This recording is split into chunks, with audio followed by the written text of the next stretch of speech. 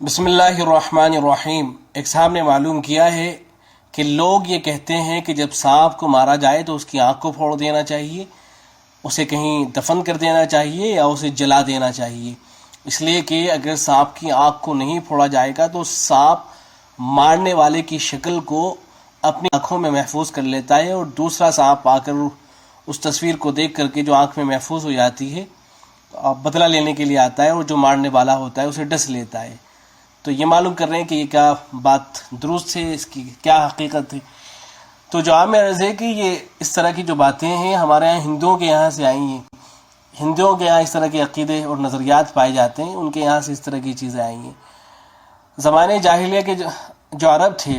جاہلیت کا جو زمانہ تھا اس کے جو عرب تھے، ان کے یہاں بھی اس طرح کے اعتقادات اور نظریات پائے جاتے تھے۔ چنانچہ اللہ کے نبی صلی اللہ علیہ وسلم نے اس طرح کے اعتقادات سے منع فرمایا۔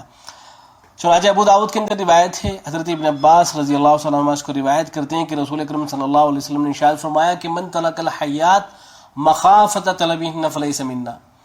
کہ جو آدمی سانپوں کو اس لیے چھوڑ دیتا ہے کہ وہ بدلہ لینے کے لیے آئیں گے تو وہ ہم میں سے نہیں ہے۔ ما سالمناہ منذ حاربناہن، کہ جب سے ہم نے ان سے دشمنی کی ہے اس کے بعد سے ہم نے ان سے صلح نہیں کی ہے۔ اس روایت کی شرح کرتے ہوئے، اس حدیث کی تشریح کرتے ہوئے بدر المجہود کے اندر لکھا گیا ہے کہ وَكَانُوا فِي الْجَاهِلِيَّةِ يَظُنُّونَ أَنَّهُ إِذَا قُتِلَ حَيَّةٌ فَيَجِيءُ زَوْجُهَا، کہ زمانے جاہلیت کے اندر لوگ یہ اعتقاد رکھتے تھے، یہ نظریہ رکھتے تھے کہ سانپ کو اگر مارا جائے گا تو اس کا جو جوڑی دار ہوگا وہ آئے گا اور وہ ڈس لے گا۔ فنہا رسول اللہ صلی اللہ علیہ وسلم عن ھذا الاعتقاد، تو رسول اکرم صلی اللہ علیہ وسلم نے اس اعتقاد سے منع فرمایا۔ پھر آگے لکھا ہے وَكَذَلِكَ أَهْلُ الْهِنْدِ يَظُنُّونَ فِي بَعْضِ بِلَادِهَا، کہ اسی طرح کا نظریہ ہندوستان کے بعض شہروں کے اندر ہندو بھی رکھتے ہیں کہ اگر کوئی آدمی مخصوص حالت میں کسی سانپ کو مار دیتا ہے تو اس کا جو جوڑی دار سانپ ہوتا ہے وہ بدلہ لینے کے لیے آتا ہے اور مارنے والے کو ڈس لیتا ہے۔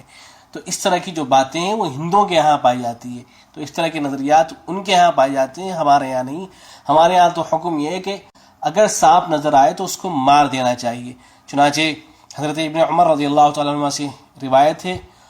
وہ فرماتے ہیں کہ انہو سمع النبی صلی اللہ علیہ وسلم یخطب علی المنبر یقول، حضرت ابن عمر فرماتے ہیں کہ انہوں نے نبی اکرم صلی اللہ علیہ وسلم کو منبر کے اوپر یہ فرماتے ہوئے سنا ہے کہ اقتلوا الحیات، کہ تم سانپوں کو مار دیا کرو۔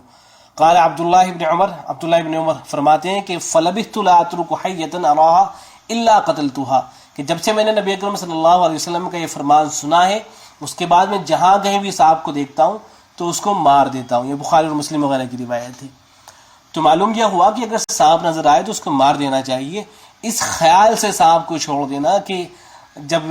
ہم اس کو ماریں گے تو دوسرا سانپ آ کر بدلہ لے لے گا، یا ہے کہ یہ اپنی آنکھ کے اندر تصویر محفوظ کر لے گا اور دوسرا سانپ اس تصویر کو دیکھ کر ہمارے پاس آ جائے گا، تو یہ زمانے جاہلیت کے جو عرب تھے ان کا یہ نظریہ تھا، یا ایسے ہی جو ہندو ہیں ان کا یہ اعتقاد ہے۔ مسلمانوں کو اس طرح کا اعتقاد نہیں رکھنا چاہیے، بلکہ جہاں کہیں بھی سانپ نظر آئے تو اس کو مار دینا چاہیے۔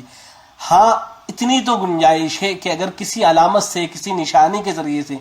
یہ معلوم ہو رہا ہے کہ یہ سانپ نہیں ہے بلکہ یہ جن ہو سکتا ہے، اگر کوئی اس طرح کی نشانی نظر آ رہی ہے کہ یہ سانپ نہیں بلکہ جن ہو سکتا ہے تو پھر اس کو چھوڑنے کی گنجائش ہے، ورنہ تو چونکہ سانپ وہ ایذا پہنچانے والا جانور ہے، تکلیف دینے والا ہے، تو اس لیے اس کو مار دینا چاہیے۔ اور اس اعتقاد سے کہ